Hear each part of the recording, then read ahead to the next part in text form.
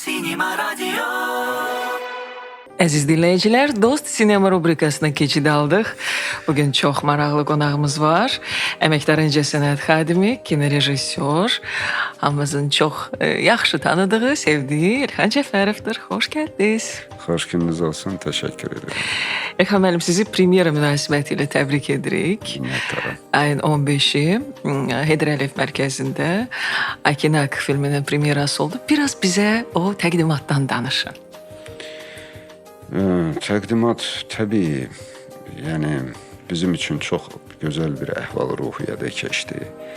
Tamaşaçı tərəfindən, yəni gözəl qəbul olundu. Bu çox gözəl dəyərdi, yəni bizim üçün. Eyni zamanda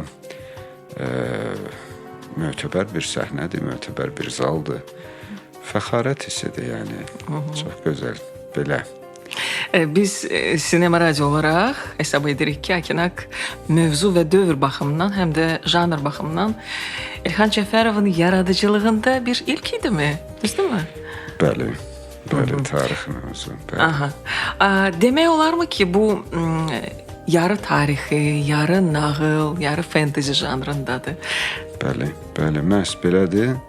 Yəni əsas məqsəd əlbəttə ki, bu film ilk növbədə yeniyetmələr, uşaqlar, gənclər üçün nəzərdə tutulmuş filmdir. Bunun əsas məqsədi Azərbaycan toplumu olaraq bizim nə 16-cı əsr, hətta 10-cu əsrdə deyil, eramızdan əvvəl 8-ci yüzillikdə baş verən hadisələrdən qaynaqlanan mədəniyyətimiz və toplum düşüncəmizin bax belə aşkarlanmasıdır.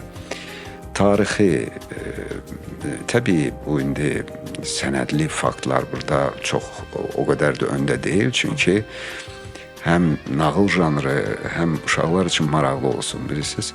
Yəni o nöqteyi nəzərdən ki, adətən hansısa tarixi faktı təlqin etdikdə gənclər indi bir qədər yaşlıdırlar, amma uşaqlar qəbul eləmirlər. Onu necə bir əyləncə formasında, bir macəra formasında, bir nağıl formasında təqdim elədikdə onların emosional yaddaşına həkk olur. Sonra emosional yaddaşı təhlil etmək üçün yaş ötdükdən sonra, bir qədər də böyüdükdən sonra artıq həmin o ilkin aldığı emosional yaddaşı başlayır təhlil eləməyə. Təhlil elədikdə daha doğru nəticələrə gəlir, tarixi, öz tarixinə daha yaxından bələd olmağa başlayır. Yəni bu fakt öndə idi, əlbəttə ki, filmdə.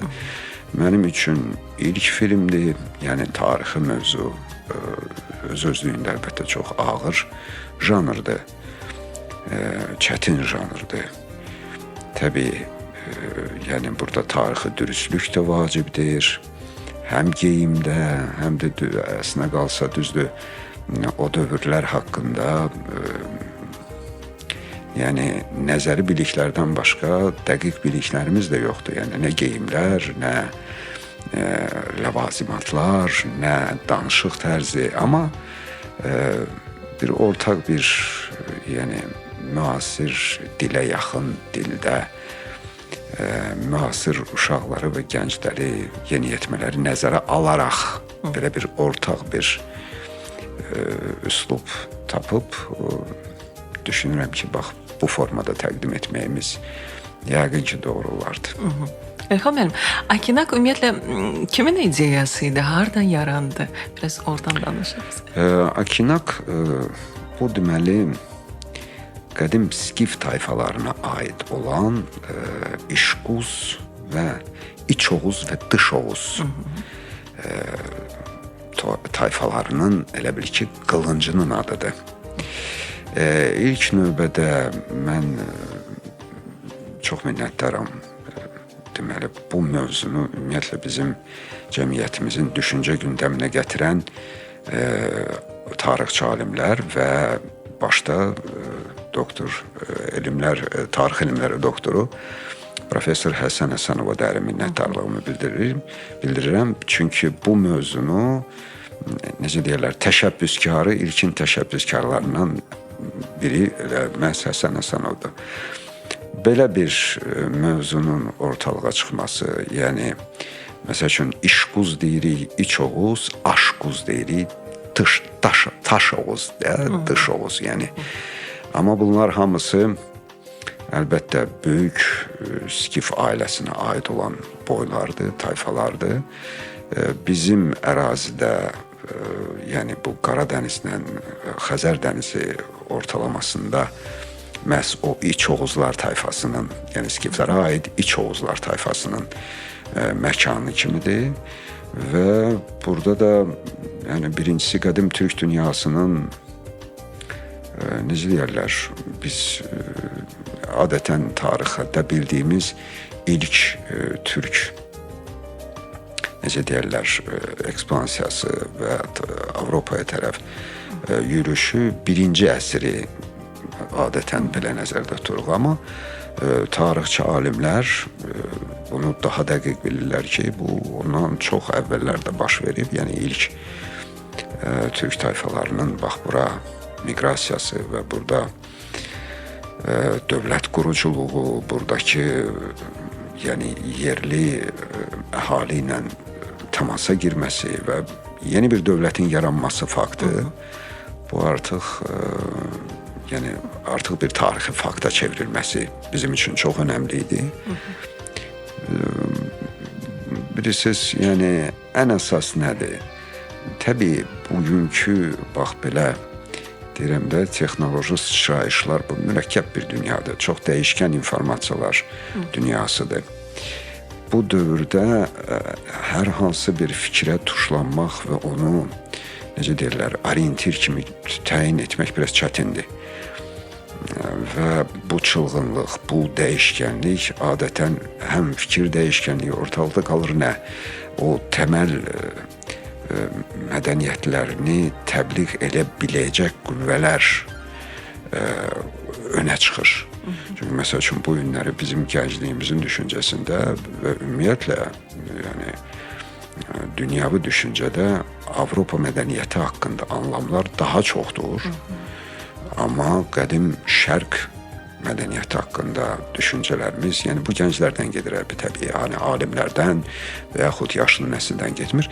Amma gənclər də gələcəyimizin qurucularıdırlar, yəni onların bu barədə informasiyasının olması çox vacibdir və sabah onlar da öz evladlarını ötürəcəklər. Bax belə nəsildən nəsilə ötürüləcək bilgi bizim hər hansı bir milli dəyərlərə arxalana biləcəyimiz biliklər bu çox vacibdir. Çünki hamımız eyni boz, mən deyirdim keçən boz insana çevrilə bilmərik ki, mədəniyyətin ilkin ocaqlarından, yəni bəlkə də ən ilkini məhz şərq dünyasıdır. Belə. Gənclər dediniz, əsasən gəncləri görürük ekranda. Onlarla işləmək necə idi? Çətin deyildimi? Və mənə çox maraqlıdır bu seçilmə prosesindən biraz danışın bizə. Necə oldu ki, həmən o gənclər seçildi? Təbii bu bir uzun prosesdir. Əslində qalsa ən çətin yaş həddidir. Yəni deyək ki, bu günləri biz hətta sosial mediada da görürük. Lap kiçik istedadlar var, deyək ki 10 yaşına qədər və 18 yaşından yuxarı istedadlar da artıq yəni öz həyatlarını və taleylərini deyək ki peşəkar sənətlə bağlamaq arzusunda olan və bu işdə müəyyən bir təcrübə qazanmaq arzusunda olan gənclər var. Amma bu 16, 15, 14 bax bu çox keçid dövrü çox gərgin və çətin axtarışlarla bizi üzləşdirdi. Biz əvvəlcən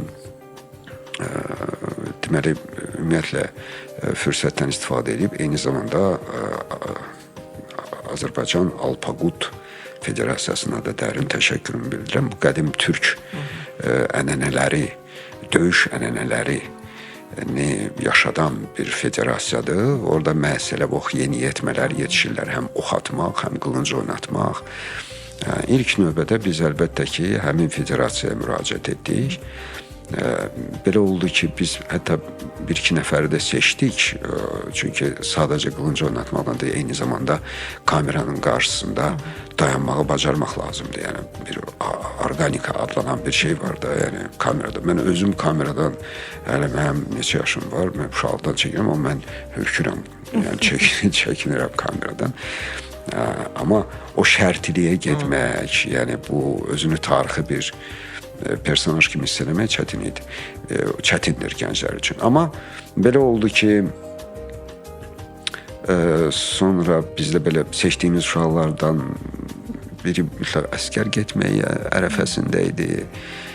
Digərinin artıq yəni başqa maraq dairəsi daha genişlənirdi. Yəni əvvəlcə istəyirdi filmə çəkilsin, amma sonra belə oldu ki, yəni tale onu biraz başqa istiqamətə yönəltdi və biz axtarışlarımızı artıq arealını biraz genişləndirdik.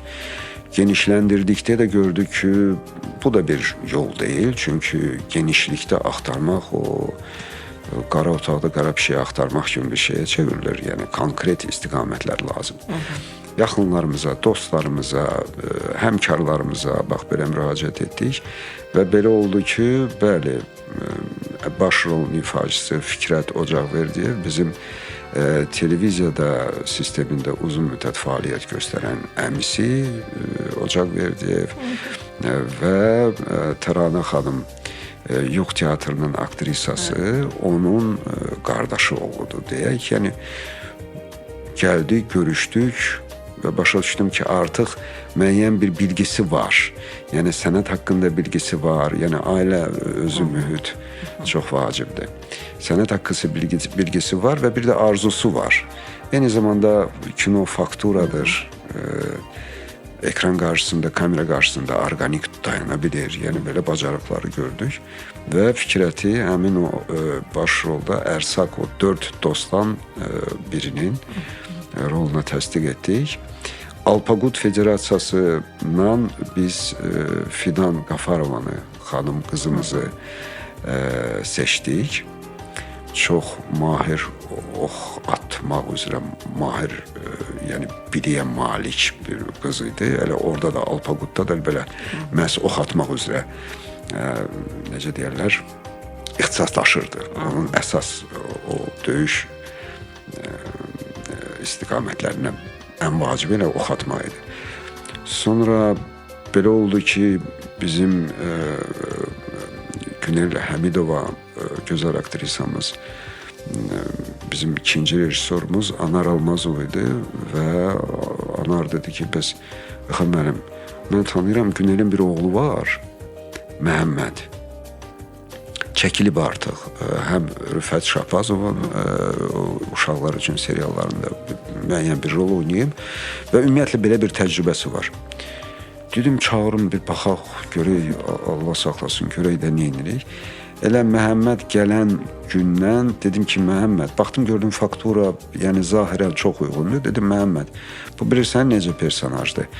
Bu tənbəl, yeməyi sevən, heç nəyə halı olmayan, amma belə də, amma eyni zamanda çox şən və hazır cavab bir insan olmalıdır. Dedi, axı, mən narahat olmam, mən elə özüm tənbəl, yeməyi xoşlayan.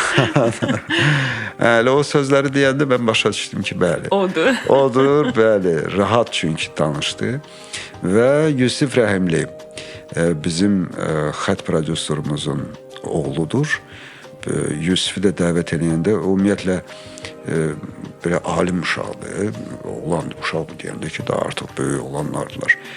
Belə, yəni məsəl üçün Azərbaycan Neft və Kimya İnstitutuna daxil olmağa hazırlaşır, bilik və biliklərini artırmaq, ümumiyyətlə sənətlə taleyini bağlamaq fikrində olmayan bir gəncdir. Belə oldu ki, yəni demək olar ki, biz 3 nəfəri tapmışdıq, bu 4-cü adamı tapa bilmirdik. Bəs gələndə Yusif, baxdım gördüm ki, Yusifdə də həmin o organik və bir də ansambl anlamı var da, bu 4 uşaq bir-birini başa düşməlidirlər, fərqli olmalıdırlar, həm sima üzrə görə, həm xarakterə görə. Bax belə, və əlbəttə ki, hər bir qanuna uyğunluq təsadüflər üstündə qurulur. Eyni zamanda bütün təsadüflər də qanuna uyğunluqdur. Bəli, belə düşüncələrlə düşünə-düşünə, fikirləşə-fikirləşə bax gördük ki, bəli, təsdiqlədik ki, bəli. Sonra onları bir komanda olaraq məşqlər keçirdik, sözlərini bir-birlərindən öyrənirlər, bir-birlərinə münasibətə girirlər və çox sevindirici hal idi ki, həm çəkiliş prosesində də, həm hazırlıq prosesində də onlar bir-birlərinə yaxın oldular, dost oldular. Və bu çox vacib bir faktor idi. Bu mənim üçün çox dəyərli bir faktor idi. O çünki ekranda reallıq çox pürüzə verilmir. Belə. İlham müəllim, nə qədər müddətə film ərsəyə gəldi və harda oldu çəkilişlər? Filmin istehsal müddəti 1 ildir. Əslində qalsa tarixi film üçün 1 il çox az müddətdir. Amma yəni müəyyən bir məhdudiyyətlər var. Yəni həm maliyyə, həm istehsal məhdudiyyətləri, bunları həm vaxt çərçivə, bunların hamısını nəzərə alaq 1 il ərzində film istehsalı dövrüdür. Çəkilişlər müxtəlif yerlərdə oldu. Həm Qobustanda çəkiliş elədik. Çətinlik nə idi? Çünki hara gedirsən bir müasir element girir. Düzdür, kompüter qrafikasından silmək olur və s. Amma bir var ki, yəni məkanın özündə bir müasirlik anlamı olanda heç kondisioner olmasa da olar, amma müasirlik anlamı havada sallanır. Bax eləncə məkanların axtarışında biz həm Qobustan qoruğunda da çəkdik, Lerikdə, Astarada, Lənkəranda, sonra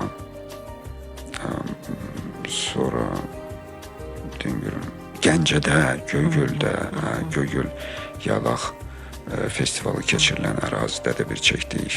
Yenə də o qədər adama minnətdarlıq bildirməliyəm ki, burada bəli Yağlaq qoruğunun rəhbərliyinə də, festivalın keçirildiyi həmin o ərazinin rəhbərliyinə də dərin minnətdarlığımı bildirirəm.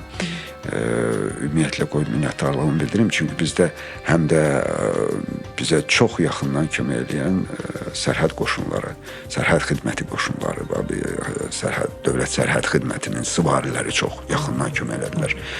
Birinci sözləri həm atlarla, həm atla çəkiliş eləmək mən bilmirdim ki, bilirdim müəyyən bir çətinliklərini, amma çətinliklər çoxdur. Atlar, yəni mən çox sevindim ki, hələ bizim çəkiliş meydançasına gələn atlar idarə olunan atlar idilər. Yəni həmin o süvari dəstəsi bizə həm kütləvi tamaşaçı, kütləvi aktyorlar kimi də səhnə iştirakçıları da kömək edirlər.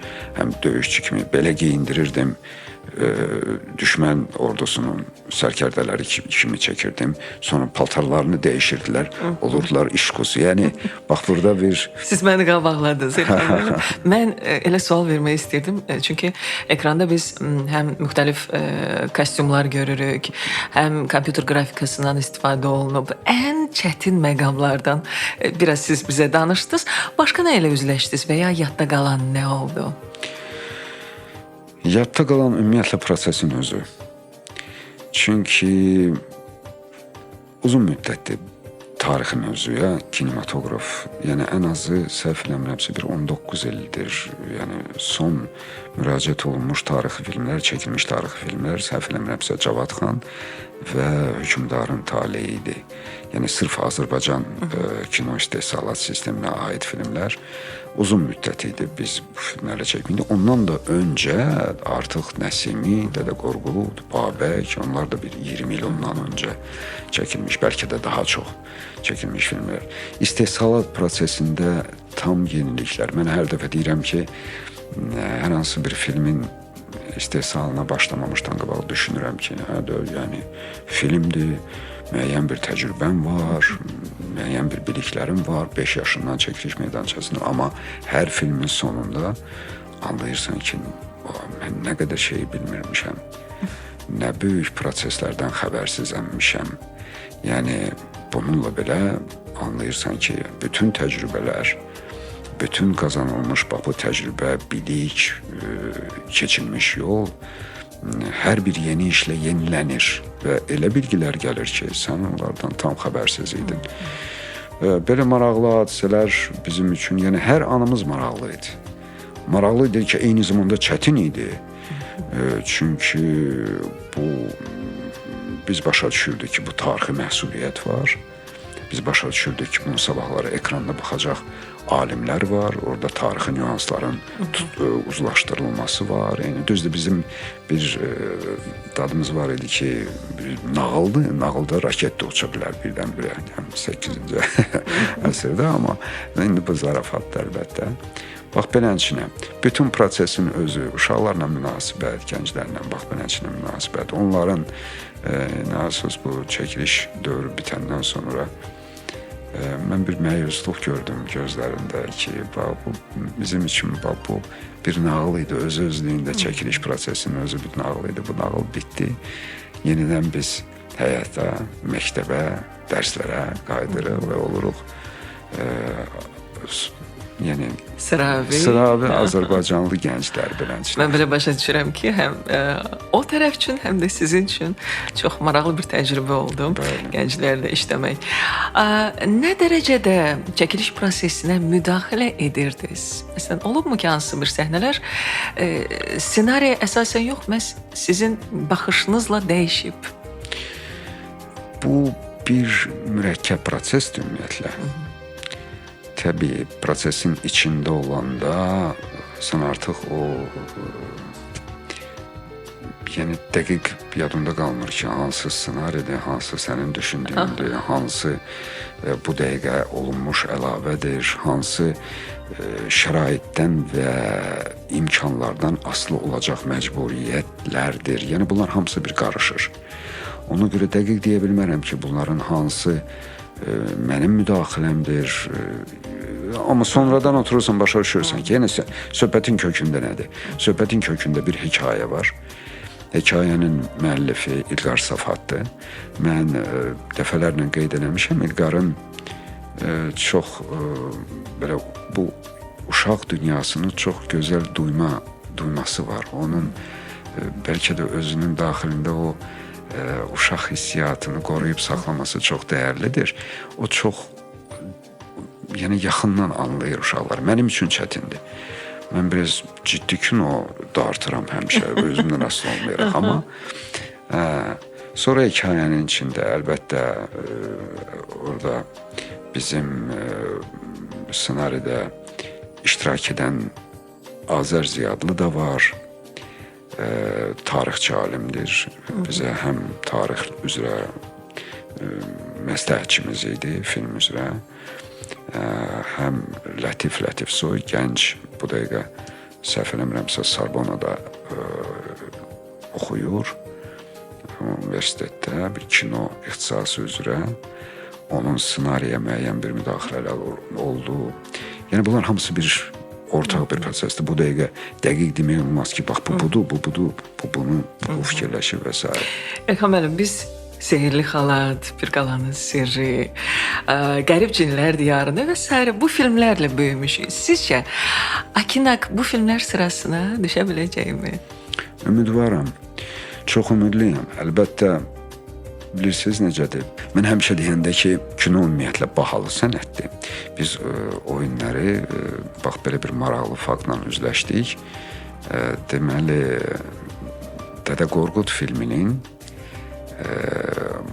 büdcəsi indiki maliyyə transfer olunsa və konvertasiya sayılsa, bu 36 milyon manata çevrilir. Bizim çətinliklərimiz maliyyə ilə, yəni təkcə deyil. Maliyyə aydın məsələdir. Amma eyni zamanda bilirsiniz, o dövrdə artıq formalaşmış kino istehsalat. Mən həmişə deyirdim ki, kino filmlərini, yəni uşaq filmlərini çəkmək ən çətin janrlarından biridir. Tarixi və uşaq filmləri. Yəni bunların ikisi bir yerdə toqquşanda lap çətin olur. O dövrdə eyni zamanda filmlər artıq mükəmməl və uzun illər, 10 illiklərlə formalaşmış kino istehsalat sistemi qurulduğundan sonra çəkilən filmlərdir. Biz hal-hazırda həmin o istehsalat prosesini bərpası ilə və necə deyirlər, milli kinomuzun SSR-i yəni miqyasında deyil, sırf özümüzə aid olan özəllikləri ilə bərpası haqqında düşünürük və bu proseslə məşğuluq. Bu asan proses deyil. Asan proses deyil, ilk növbədə düşüncə tərzinə görə. Çünki qabaq əgər deyək ki, müəyyən bir ideoloji məhdudiyyət də var idisə, dünyaya çıxış da az idisə və dünyəvi kinematografik nümunələrlə tanış olmaq ehtimalı da az idisə, bu günlər bizim uşaqlarımız bütün dünyəvi uşaq filmlərinə və macəra filmlərinə açıq çıxışları var və onlara baxırlar. Təbii və çox istədikləri də odur ki, və bizim də istədiyimiz odur ki, biz artıq uşaqların öyrəşdiyi və onların beynində müəyyən bir necə deyirlər, yer almış bax, dünyəvi o Hollywood filmləri və s. bax, onların sırasında biz də elə bir film çıxardaq ki, uşaqlarımızın buna bir marağı olsun. Təbii çətinliklər bununla bağlıdır, amma eyni zamanda hər bir millətin canında olduğu kimi o adətən milli xüsusiyyətləri olan filmlər və milli dəyərlərə arxalanan filmlər təkcə nəzəri deyil. Bu bir genetik yaddaşda da var. Ona görə uşaqlar görürsən ki, mən məsəl üçün premyeradan sonra nə qədər orada gənc, uşaq, bilənçinə var idi, hamısı gəlirdi mənə çox böyük minnətlər. Onlar görməyiblər, onlar heç baxmırlar bir qalanın sirrini, heç xəbərləri də yoxdur. Deyəndə ki, Sehrli Xalat, Bir Qalan Sirri, belə baxırlar adam ki, hansı filmlərdən gedir söhbət. Yəni, bu günləri əlbəttə filmin içində həmin filmlərə də müəyyən qədər istinad etmələr var. Yəni, artıq milli dəyərlərin formalaşdığı filmlərdən nəsə bəhrələnmək arzusu var. Bunu yeni formada bizim gənclərimizə göstərmək arzusu da var. Belə çalışırıq ki, çalışdıq. Məncə yaxşı çalışdınız və mütləq ki, nəticəni biz görəcəyik. Amma filmin özünü səhv etmirəmsə, mayın 1-dən kinoteatrlarda baxmaq belə imkanı nəzərdə var. tutulub, bəli, mayın 1-dən kinoteatrlarda nümayişi başlayır. Mən təkcə, bu ailəvi filmdir. Mən təkcə uşaqları, gəncləri deyil, eyni zamanda yaşlıları da maraqlıdır. Gəlib baxmağa dəvət edirəm. Elxan müəllim, biz sizi kinorejissor kimi artıq bilirik, bəs aktyor kimi nə vaxt görəcəyik biz səhnəniz? İmkan var mı? Olacaq mı? Aktyor kimi çoxdandır söhbət bağlamışam. Aktyorluq çox çətin peşədir. Mənim üçün aktyor olmaq bəlkə də şəxsən özüm üçün deyirəm, mənim üçün rejissorluq aktyorluqdan daha asandır. Desəm, yanılmaram. Kimsə düşünürsə ki, yox, rejissor olmaq, ssenari müəllifi olmaq, elə quruluşçu qrupuna daxil olmaq aktyor peşəsindən daha mürəkkəb, daha çətin, elə deyil. Aktyorlar sənəti çox ağır sənətdir. Onlar qəlblərini qoyurlar ortalığa. Bu təkcə sadə bacarıq deyil.